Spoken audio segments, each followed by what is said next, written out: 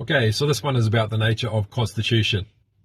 And I mean constitution in context of the law, as well as how everything in existence is formed, which really is natural law and is the only real law that exists.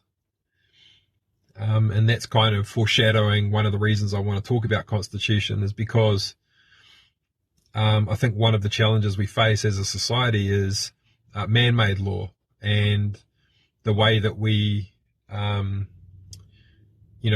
through imaginary entities, unseen authorities like companies and trusts and legal persons, that we create these unseen authorities that we can imbue our authority into in order to, have them take on responsibility for an aspect of our own well-being, an aspect of our own life, but basically to delegate responsibility to that entity for taking the responsibility for fulfilling some kind of duty for us, whether it's governing us, whether it's to keep us safe, whether it's making sure the skill level of a human being is high enough to operate a vehicle. There's a number of reasons why we give our power to unseen authorities. And what's interesting is even your name is an unseen authority. It's not really who you are. And I want to, rather than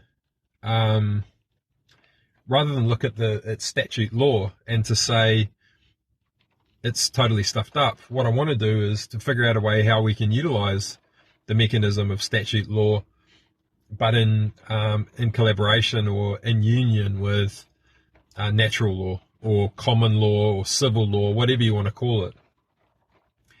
So we'll begin here. And my hope is by the end of this podcast is that you'll be able to envisage a chimera of both, a fusion of both working together as one. And I believe, especially with the technology that's coming through now to do with autonomous organizations and smart contracts, distributed networks, blockchain, all the rest of it, Web3, it's absolutely achievable. But the two are kind of going off in different directions at the moment. The whole Web3 space and distributed networks and autonomous organizations are kind of going off in one direction and flipping the bird to statute law and going, you can't stop us, distributed authority, it is the only way, power to the people kind of thing. And then you've got statute law that is just going to relentlessly try and regulate and consolidate that. And it's going to fail, is the honest truth. Because there is actually, before I go into that, I just want to frame this. So to frame constitution, first and foremost, the best way to think of a constitution of, let's say, an organization, or it could be a DAO, it could be a trust, a charity, a company, is to picture it as a seed. Now, if you've got a seed and it's an oak tree, well, it's going to be an acorn, and you want to plant it in the ground, then, well, if you want to grow an oak tree, you need a seed. And to plant that seed in the ground, you have to dig a hole, put the seed in the earth, and then make sure that there's adequate nutrients in that soil for it to gestate, germinate, and then continue to grow, evolve, and thrive. But so constitution is the seed, And if you think about an acorn for a second as the seed of an oak tree, contained within that seed is its destiny. That oak tree is destined to become an oak tree. And what we know that before we plant it is we can envisage the potential of what it can become. And if we picture that within our mind, we can picture a magnificent oak tree, fully actualized in all its glory. And as I imagine it now, I'm kind of in this luscious meadow in a field, and it's this massive field, and the oak tree's got the whole field to itself.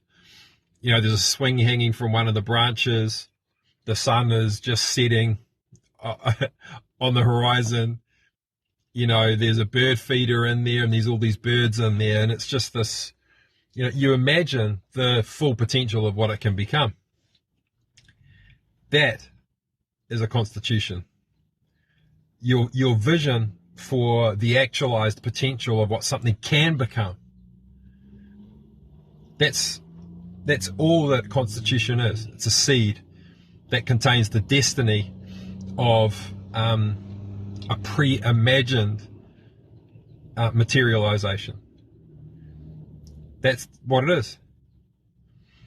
Now, it doesn't... so within that seed is a blueprint. When you plant it in the ground, you know that its nature, it's going to... its nature is going to arise. And the only way that nature is going to arise is to become an oak tree. But whether it actualizes its genetic potential is determined by a whole lot of factors. How good is the quality of the soil? Is it receiving the nutrients that it requires? How much sunlight is it receiving? What else is within the environment? So, when it's a seedling and it's still really vulnerable, how much wind is there? Does it begin to grow up straight? Does it grow to the left? Does it have to navigate other forms of life within its environment? And so the impact of its environment on the way that it evolves is significant. Nonetheless, it's always going to become an oak tree. And I say this quite a lot, that we're bound to our destiny by the reason we exist. And that's evolution right there. Is everything is evolved to become what is contained within its DNA blueprint. And the generations that come are always going to be unlocking greater genetic potential contained within its, if you understand how genes are switched on and off, you can, as a human being, you can perceive something within your environment and you pass judgment on that. So you judge that it is this. So you imbue meaning into it. And that meaning, based on what you believe that means, so based on the judgment that you passed, how you're interpreting the signal determines whether a gene is switched on or switched off. And if you switch a gene on, it's like switching on a new superpower. It could be a gene that triggers you to begin growing wings, or, who knows what it could be. So this is the really fascinating thing about DNA, is there's so much, contained within our DNA is a blueprint, and there's so much junk DNA that's not switched on. However, the genes that are switched on and the DNA that is switched on within us means that we are what we are now. So no human being is even close to actualizing their genetic potential, but we're unlocking more and more potential with every breath we take, with every judgment that we make on the signals that we're receiving from our environment. And that's our inner and our outer world. Every judgment that we make is unlocking greater and greater potential, genetic potential within us. But what you can say is that we are destined to become a human being. But what is the latent potential of a human being? We really don't know. I think a lot of us can conceive of a scenario where human beings are capable of adapting to the atmospheres on other planets. And, we will look entirely different. We may grow gills or whatever it may be, but I think a lot of us really do believe that our DNA is so advanced that it has the potential to adapt in that way.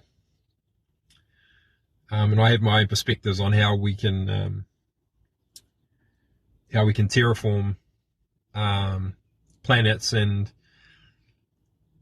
produce atmospheres that are conducive to our DNA taking to those atmospheres. But anyway, so hopefully that makes sense. Everyone has a destiny, and everyone is bound to that destiny by the reason they exist. And the reason you exist is determined by the reasons why you've had to adapt and evolve in the ways that you have. And that is purely and solely down to the inadvertent and conscious decisions or judgments that were passed by all of your ancestors throughout all time. And all space, I want to say as well, because actually, no, that's going a bit too deep, but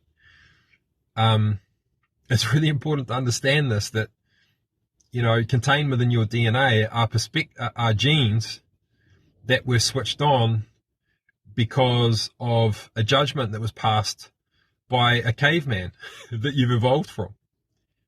And you could still have irrational fears and beliefs that stem back from those times as a caveman because of a judgment, because of an interpretation that was made by one of your ancestors that was a caveman.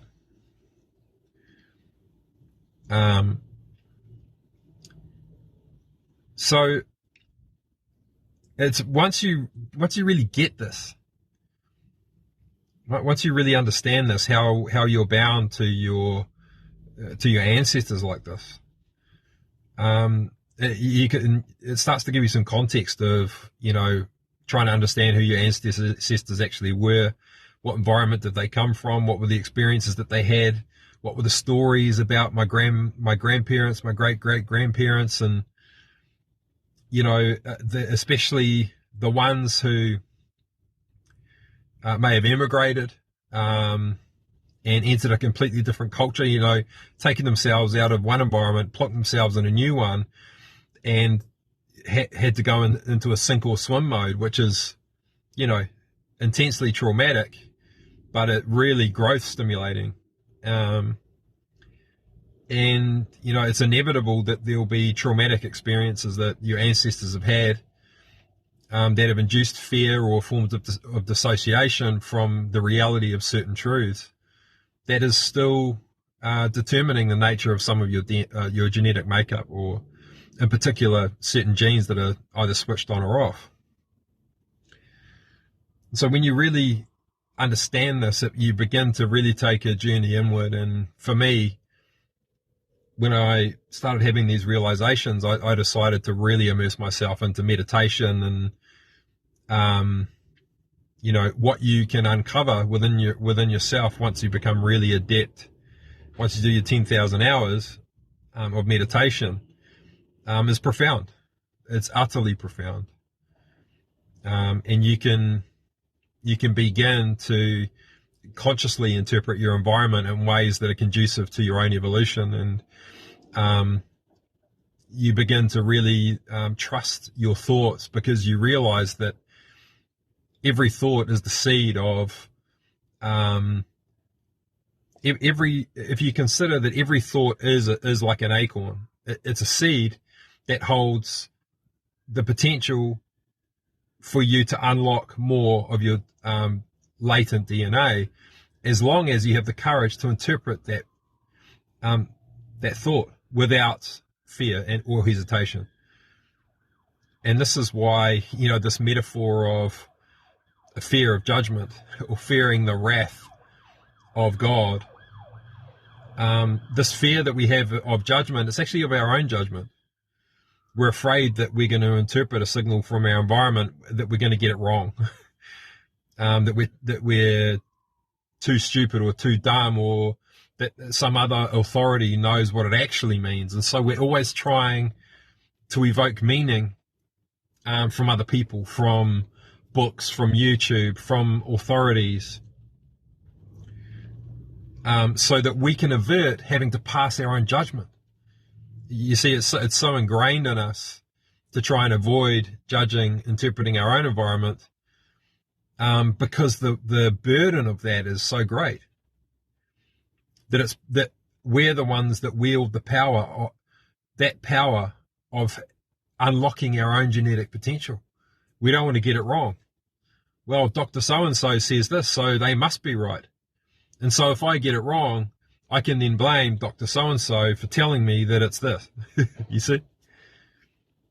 So we utilize this, we utilize authorities in a lot of ways to escape our own, having to be responsible for wielding our own power.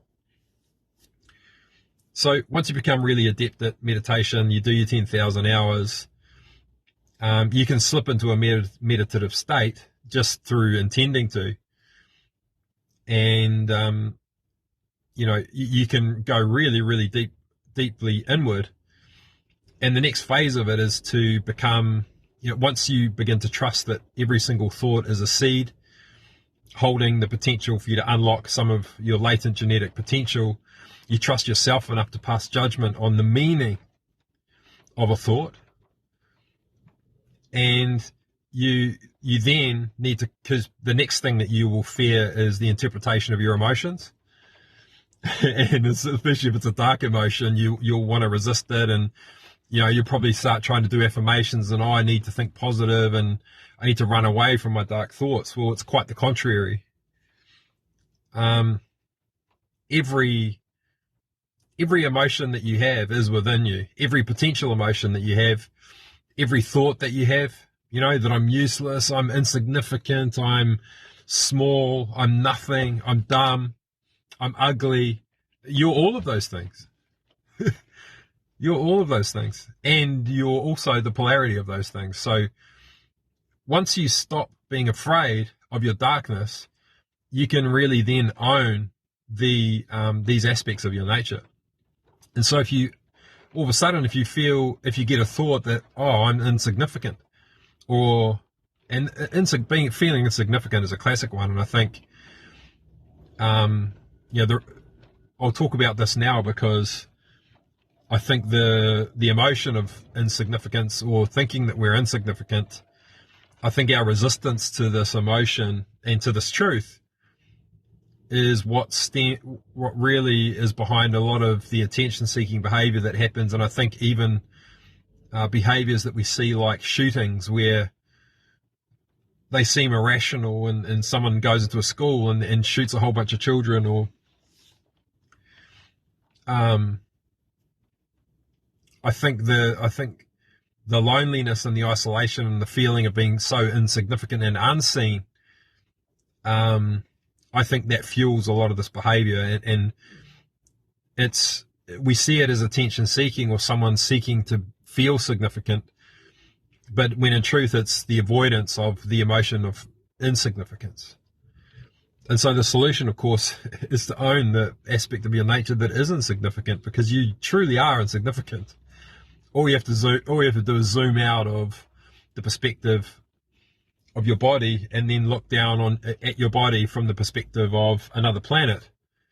And the reality of your insignificance is so profound. You just are insignificant. And so it's pointless to pretend that you're not. We have this irrational fear that we're going to become insignificant if we focus on it. But in truth, if we reject it, then that's what amplifies it. Resisting an emotion is unconsciously focusing on it. So to own an aspect of your nature is to allow it to just be, so that it's not pushing up against resistance. Because, when you think about it, if you resist something, like if there's a dam and that dam is containing a whole bunch of water, and that water is pushing up against the dam wall, the resistance, the potential energy and the force is just growing and growing and growing and growing. And what happens over time is that eventually the dam wall begins to crack and eventually it'll burst. So resisting an aspect of your nature that just is the best way to amplify it. So this is, and you might be going, what the hell does this have to do with Constitution? But it has everything to do with Constitution.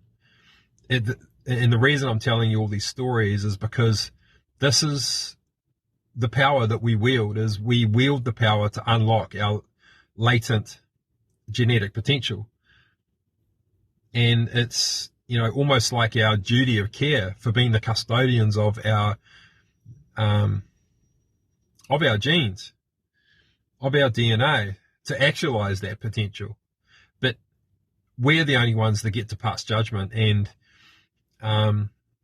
transcending, first of all, the fear of judgment of our thoughts, then second of all, the fear of judgment of our emotions. I am insignificant, it just is. That's what leads to true conscious creation.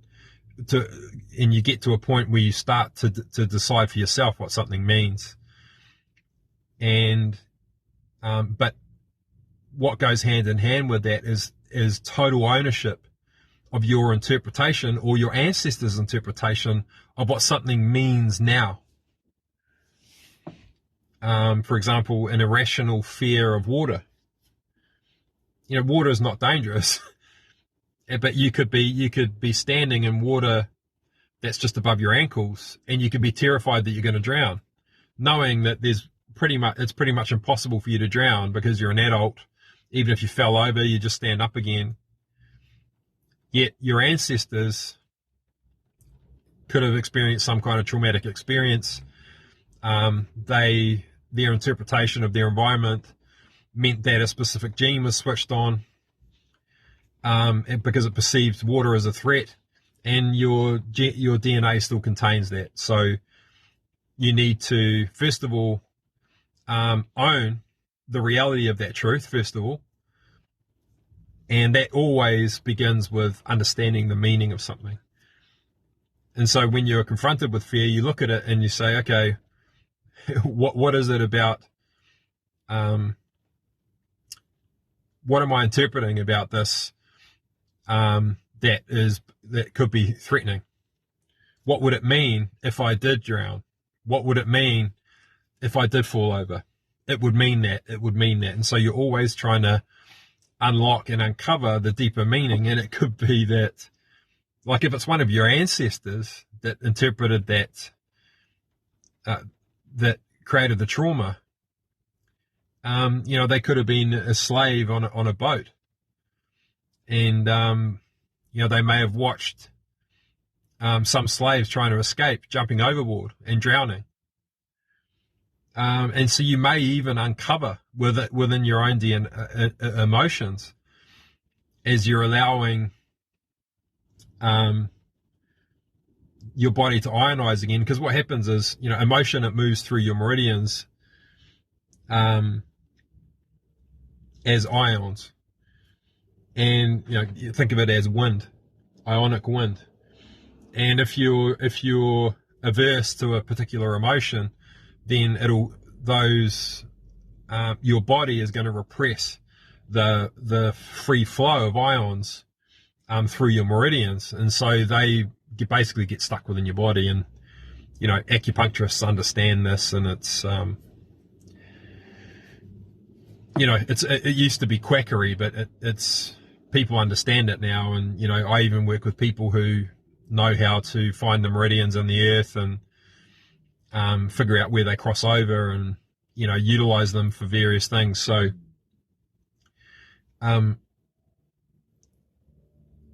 what you need once you reconcile your perspective, and you make a determination on, you decide to interpret it again, you have to own the reality of it now. If I fall over in this water, it means that I could drown, because you've just got an intense resistance of water because your ancestors saw their peers drown in water. And so that's when you determine for yourself. And so you begin with understanding it from the perspective of your ancestors. But what this now means to me is that it keeps my feet cool. It keeps me cool in the summer. And I always use the phrase "so that" if I'm consciously imbuing meaning into something. And so this is constitution. How do you want to be constituted? What is your constitution? What are the aspects of your nature that you're not happy with? What are the aspects of your character that you're not happy with? What are the emotions that you're terrified of? What aspects of your nature are you consciously withholding that you don't want others to see? And all of these things hold the key to you purposefully constituting yourself, unlocking greater genetic potential, as well as dissolving resistance to the aspects of your own nature that actually contain most of your power. And so what you're wanting to do is you're wanting to ionize your body again, so the free flow of ions is moving around, and that is actually done through the dissolving of emotional blocks. You're trying to get your body to stop repressing specific emotions because your ancestors interpreted the signals in their environment in such a way where they told their body that those emotions are dangerous to feel and they have to be avoided. So massive change happens when you take ownership for your own constitution and then reconstitution. And so pretending like you're not the one in charge is a dissociative state, really. And this is what makes most human beings treat symptoms of underlying causes rather than addressing the underlying causes and owning them wholly and completely. So just to recap, do your 10,000 hours meditation, acknowledge any fears that you have of interpreting your own thoughts. Once you've dissolved that fear, consciously imbue meaning into those thoughts and own your interpretation, no matter how irrational it may be. And then consciously imbue meaning from the perspective of where you stand now as who you are now and who you want to become. And just understanding your ancestors, they were cavemen. And the reality is there are atoms within your body that originated within stars. So, if you're like me and you believe every atom is conscious at some level, then there are memories of the Big Bang within your body as well, potentially at some level. And well, being completely honest, I've found them within my own meditations. So your ancestors are not only cavemen and women, but also the stars. And those memories are locked within there. You've evolved to become exactly what you are because of all of the events that have led to you standing where you are now. And for you to actualize your genetic potential, you can surrender it to a higher authority, leave it up to the universe or God or the government or a company or the legal system, or you can own it. You can own it. What do you want? What do you want to become? What do you believe about the environment that you are in right now that is determining what you are right now. You have to own the judgment of your ancestors, whatever they were and for whatever reason, with compassion and forgiveness. And that's how you claim the truth of who you are now. And that's how you become an absolutely conscious creator. And this isn't an airy-fairy, nebulous kind of law of attraction thing where you sit there and wish for things. It's where you're reflective and you own your own judgment, and you determine your own future. So, understanding that there are some really strange perspectives you'll come across, really strange, and the deeper you go with meditation, the deeper into it you go, and you can, even have an experience of the consciousness of an atom, of the consciousness of the cosmos. And but do your 10,000 hours. It does require dedication, like anything. So, constitution. Understand the destiny that is contained within your DNA. What is my destiny? Like the oak tree within the acorn, it's destined to be an oak tree, but how that journey unfolds for that acorn is determined by how it interprets its environment along the way and adapts and responds to those environmental realities. And so, to bring it back into real terms for the real world, if you're starting a company, what is the constitution?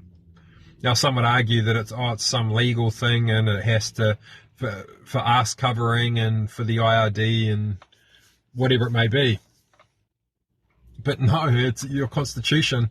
It is the principal asset of that organization, whether it's a trust, a company, a DAO. And so it has to be your vision for the potential of what that organization can become.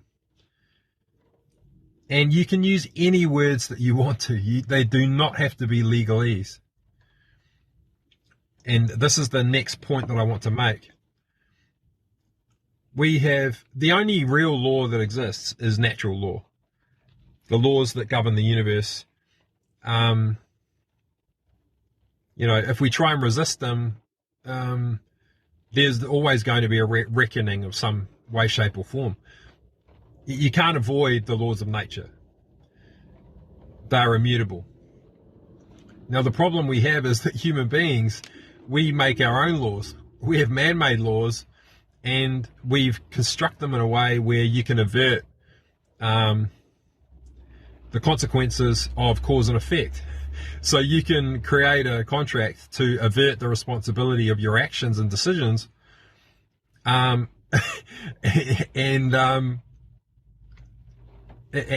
you think that the effect of the cause somehow doesn't exist. It still exists, but you just don't get into trouble for it, or you pass the buck on to someone else who's willing to take that responsibility on your behalf. Now, the problem we have here is that statute law, which is a man-made law, exists, and it binds fictional entities like a legal person, which is the name on your birth certificate, a company, a government, an incorporated trust. Those are all imaginary things. They don't really exist. They're just words on paper, and they exist in our imagination as an unseen authority that we can then imbue our power into, for usually to protect us from something. And in the context of a limited liability company, it's exactly that. A company exists so that we can limit our liability. But in nature, cause and effect. It just is. If I do this and the consequences are that, I'm liable. I am the cause of that effect. But with statute law, you can avert liability, and which makes it easier to take risks but the reality is there is a liability. There is a consequence for all of our actions. If someone starts a company, pours $1 million into that company and it fails, and there are a whole bunch of creditors that are still owed money, there are consequences. And so this is a real issue. It's a real issue. Because nature, it will reckon everything. Everything is reckoned. And when I say reckon, reconciled. And so this is an issue. And I think we have to figure out a way to make to fuse statute law with common law, and I've developed a framework for this. I won't go into that now. But constitution, regardless of whether it's a company or a common law trust, don't worry about legalese. It is the blueprint. It's the acorn. And so the creator of the acorn, imbued within that acorn, is a blueprint for the actualized potential of what that oak tree can become. And what you want is imbued within that acorn, you want to be able to imagine it fully actualized. You want to be able to imagine the actualized potential of what it can become. And that's what you want to infuse into the principal asset of any organization, and that is its constitution. And so you might say, so here's the constitution, and what's becoming more and more common, especially in the world of autonomous organizations and DAOs, is a white paper. And they'll issue a white paper, and that's like a vision statement, but it would normally contain, it'll contain any market research that's done, but it'll most certainly be a vision statement, a strategy, business model. If it's a DAO, it'll, if there's an ICO, it'll have the, like a cap table potentially based on tokens and who's warrants and who's getting issued what, when they can be claimed, and all that kind of stuff, because you're trying to activate a community. And so it goes into that detail, and the reason for that is so that the community can picture the actualized potential of what that can become. Now, they also issue a constitution, and these are the laws that govern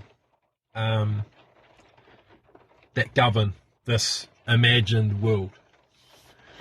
And so really, when you think about it, it's like the world that we live in now is, it has laws, and those are immutable. And then there's an acorn that is planted within those immutable laws, and it has a vision of the actualized potential of what it can become. But then the mutable component is the mechanism, is the journey, is the path. If this acorn gets planted next to a rose bush, the journey, the path that it's going to take towards actualizing its potential will be much different to whether it's planted next to, I don't know, a chemical dumping ground. So it's, when you think of it in these terms, it's a lot easier to understand what's immutable and what's immutable. And the reason I love the white paper and the constitution is it gives the complete framework of the interpretation of the intended purpose of that organization. And that helps massively when it comes to legal interpretation. So if something winds up in the courts, if the interpretation isn't clear, then all they're really doing is assuming the meaning. And so this is what I really want to say about a principal asset and of a constitution is, and my hope is that this becomes commonplace as DAOs and autonomous organizations become much more prevalent, is that the principal asset is a fusion of the white paper and the constitution. It's got the vision for the actualized potential of what it can become, and then it's got the immutable laws of the universe that will contain that seed, which is the vision and the imagined actualized potential. And then you have that principal asset, then you can float it to the community, and the community is the environment nurturing that seed and doing whatever they can with absolute and total freedom to actualize the potential of that acorn. So, and so to take it to a really expansive level, this is the essence of all creation, is a seed and something to incubate that seed. So, you know, if you look at conception, for example, you have the seed, the plasma, you know, the sperm, the idea, and then you have the womb or the egg, the soil. And you need both of those things in order to initiate creation. And this is where we have to take constitution. This is where we have to take it. We have to bring it into our organizations, into our trusts, so that we can have a community that has absolute total freedom on the how, on the path, on the journey.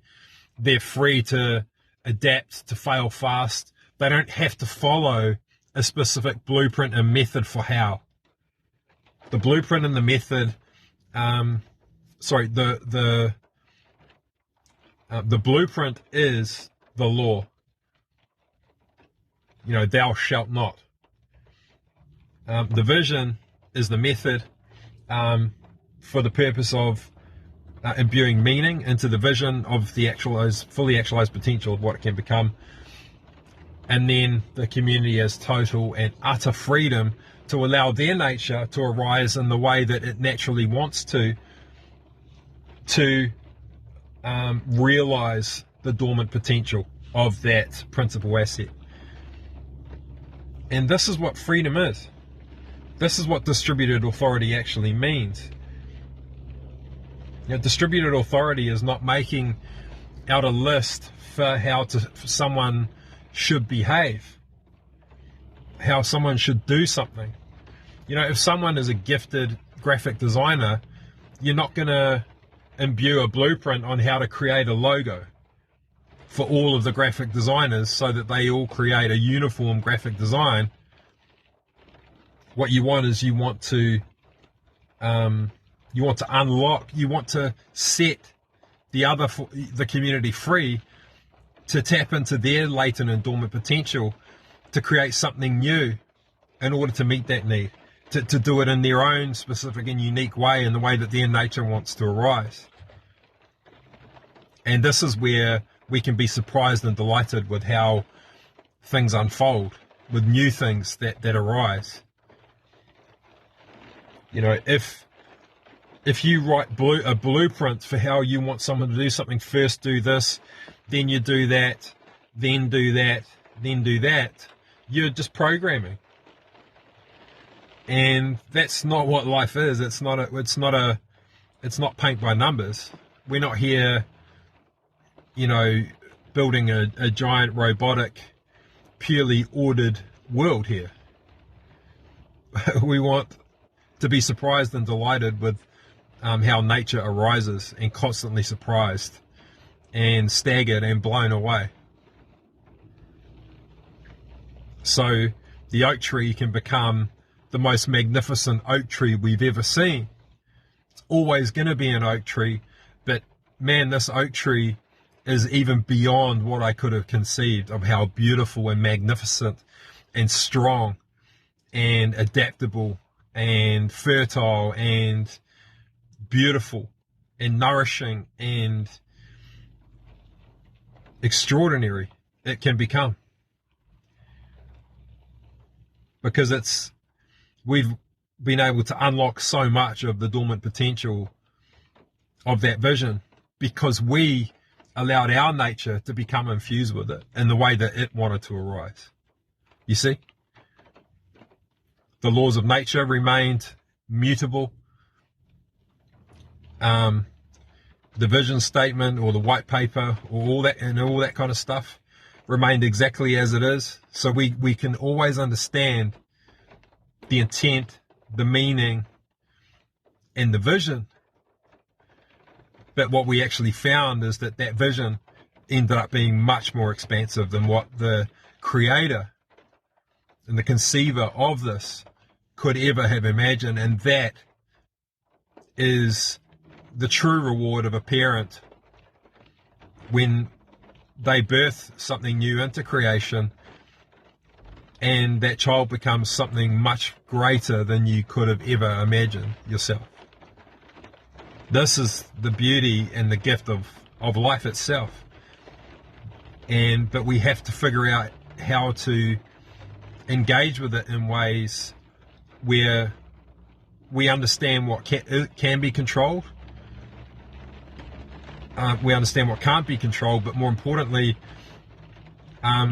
we consciously choose not to control certain aspects of it so that we can be surprised and delighted, so that the unknown can provide us with surprises and the unexpected. Now, most people are terrified of the unexpected and the unknown and surprise and delight. So it can be challenging. Nonetheless, the more you try and control every aspect of your life, the less joyous it becomes. You can definitely figure out how to feel much safer in your life by controlling it. But the problem is when you inevitably experience moments of where you don't have control, and believe me, you don't have control of a lot of aspects of your nature, you're going to be thrown into absolute turmoil. And so constitution. This is the nature of constitution. And nature is the master alchemist.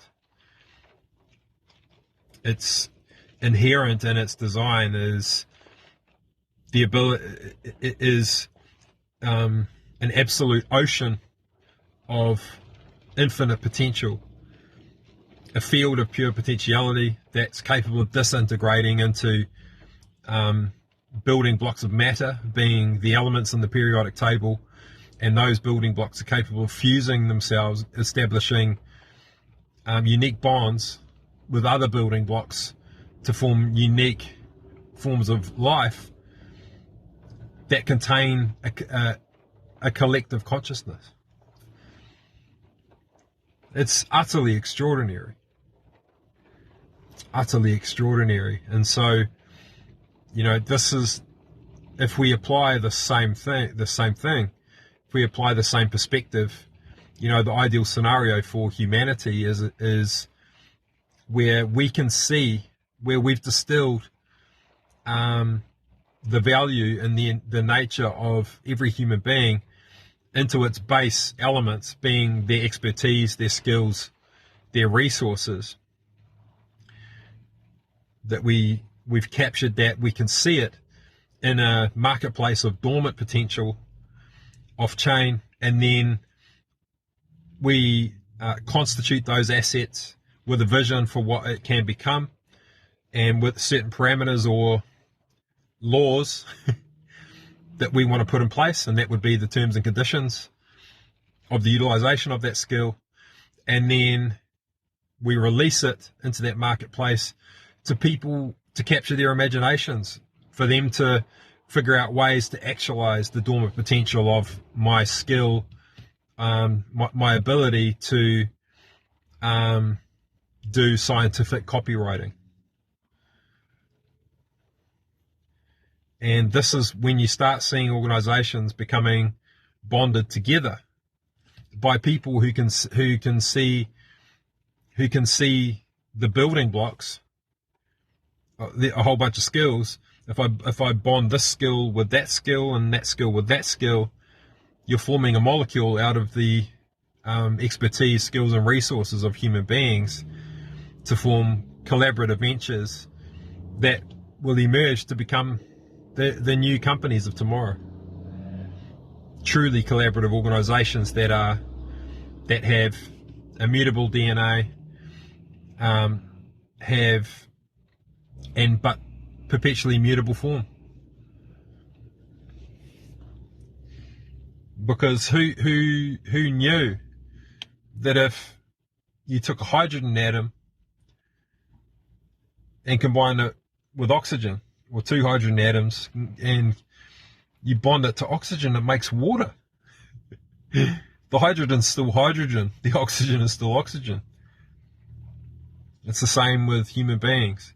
Who knew that if you bonded a web developer with a graphic designer, with a venture capitalist, with a project manager, with a product designer, with a DevOps team, with a design ops team, etc., who knew that if you bonded all of these elements together, that you could create Facebook, or that you could create a car company? It's just glorious. It is just glorious. And so, a lot of you will know I've been building for the last 10 years. I've been taking the WordPress platform to the absolute limits of its potential to launch and scale a global business. And we took it to its absolute limits. And because what I want to do is have a marketplace where all of the dormant assets of every human being are there to be seen off chain. And then they're put on chain when they're constituted as an actual asset on the marketplace, which are then on chain, which then consists of actualized potential, and they're then bonded together with other assets to form a unique kind of organization called a Serpo. And you have autonomous organizations that are built exactly based on this mechanism. And took us a long time. Took us since 2016. We were just chugging away at this, and because the problem with Web3 and blockchain and cryptocurrency is that people of like my parents' generation, and especially their parents' generation, they have no clue what Web3 means. They can barely send a text message. How are you going to get them to sign up for a MetaMask? And how are you going to explain cryptocurrencies, which networks to use, and da-da-da-da? Now, to me, that's unacceptable. It's unacceptable that we're allowing the digital economy to emerge and leaving all these people behind, and I'm just not, that's not good enough for me. It's the new digital economy has to work for everyone, with no one left behind, and I mean no one. Whether you're in a wheelchair, you're disabled, elderly, a technophobe, it has to work for everyone. Otherwise, it doesn't work at all. And so my intention is to be a bridge between worlds and to create a centralized marketplace that actually translates every form of asset into an intangible digital asset on this marketplace, and so that everyone can participate. Web3, Web2, the informal economy, the formal and informal economy, those who wish to remain anonymous and those who wish to be seen, it has to encapsulate absolutely every aspect of the formal and informal economy, of the web, the dark web, everyone and everything. We have to be conscious about it. But if we don't actually contain the entire thing, we're not evolving together as one. And that's not good enough. And there's certainly no way that we can allow something that's evolved so organically, such as WordPress. So the reason I've done this is because the time, energy, effort of millions of human beings into developing WordPress and specific plugins that work on the WordPress platform, they arise to meet an unmet need of someone. And so every plugin has utility because they're developing them to solve the problem of some other human being. And so what I want to do is just translate that so that the behavior that's already taking place can then be transitioned onto a blockchain platform with a similar user interface that's totally reconfigurable and bespoke. And people can continue doing what they want to do, only it will actually scale like the clappers. So you can launch and scale a global unicorn organization using WordPress, or using what feels like WordPress. And you know, the good thing is that there are millions of dormant assets on WordPress-based websites all over the planet right now that are not consolidated. They're all fragmented. And when you have a centralized marketplace where someone can push one button and through an API convert all of their WordPress or WooCommerce products and services into off-chain assets, you can populate a marketplace with millions of dormant assets within seconds. And so this is what we're going to do. Well, this is what we have been doing. And man, the team I've been working with have just ground it out, and using fail-fast methodology just to experiment, trial and error, and just push to see if we could actually commercialize it using the technology as it is now, but not possible. Won't go any further. Has to be upgraded to Python and with microservices. We need to do a translation project and now build it on blockchain. So, yeah, Constitution is everything. Constitution is the principal asset of every new organization, of every new asset. Has to be the white paper fused with the Constitution, and that's the principal asset. And from there, you can have an autonomous organization take it in whichever direction they feel inspired to take it in order to actualize that potential. Immutable DNA and mutable form. But its destiny is written in stone. So, yeah, hopefully that makes sense. I'll leave it there. I know I always go round the houses, and these podcasts aren't for everyone, but for those of you that, there's a small group of you that I know listen to this all the time, and I just know it's for you guys. And so, yeah, hopefully you enjoyed that. If you've got any questions, flick me an email, and I'll catch you in the next one. Cheers for now.